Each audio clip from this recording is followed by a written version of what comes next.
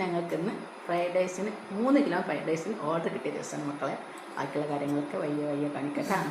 Okay, ഞങ്ങൾക്ക് fried റൈസിന് order കിട്ടിയ ദിവസമാണ് പറഞ്ഞില്ല. അപ്പം എന്താ മോള് പച്ചക്കറികളൊക്കെ സെറ്റാക്കിക്കൊണ്ടിരിക്കുന്നു. ഫ്രൈഡ് റൈസിനുള്ള ഫ്രൈഡ് റൈസിൻ്റെ ഓർഡർ കിട്ടിയിട്ടുണ്ട്. 3 കിലോന് ഫ്രൈഡ് റൈസ് എന്ന് പറഞ്ഞാൽ 3 കിലോ അരി വെച്ചിട്ടാണ് ഫ്രൈഡ് റൈസ് പറഞ്ഞിട്ടുള്ളത്. അപ്പോൾ അതിലേക്ക് ചില്ലി ചിക്കൻ വേണം. അതിൻ്റെ ചിക്കനാണ് കഴുകി വെച്ചിട്ടുള്ളത്. അതിനുള്ള അരി വെള്ളത്തിലിട്ടിട്ടുണ്ട്. വെള്ളം തിളക്കാൻ വെച്ചിട്ടുണ്ട്. വെള്ളം തിളച്ചിട്ട് അരി ഇട്ട് ഊറ്റുക. പിന്നെ ചിക്കന് ഫ്രൈ ചെയ്യാണ്. ചില്ലി ചിക്കൻ ഉണ്ടാക്കാനുള്ള ചിക്കൻ ഫ്രൈ ചെയ്യാണ്. അതിനുള്ള മസാല റെഡിയാക്കി കൊടുക്കുകയാണ്.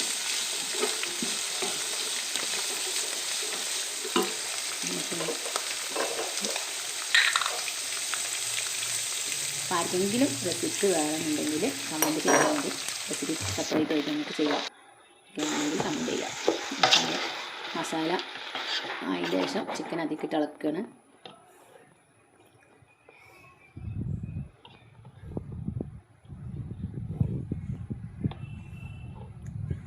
ഇനി തിളച്ച വെള്ളമാണ് നമുക്ക് ഇതിലേക്ക് പാരാനുള്ളത്. അപ്പോൾ അത് ഒഴിക്കാനുള്ള തിളച്ച വെള്ളം നമ്മൾ അടുപ്പിൽ വെച്ച് തിളപ്പിച്ചിട്ട് കൊണ്ടുവന്ന് ഒഴിക്കുകയാണ്.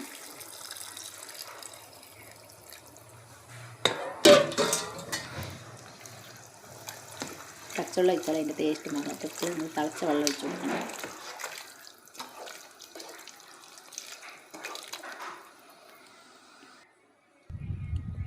മല്ലിച്ചപ്പും സ്പ്രിംഗ് ഓണിയനും ഇട്ട് കൊടുക്കണം ലാസ്റ്റായിട്ട്.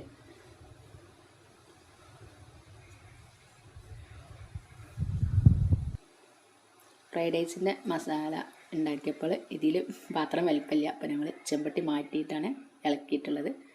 സാധനം റെഡിയായി. ആൾ ഓട്ടോയിൽ വന്ന് കൊണ്ടുപോവുകയും ചെയ്തു.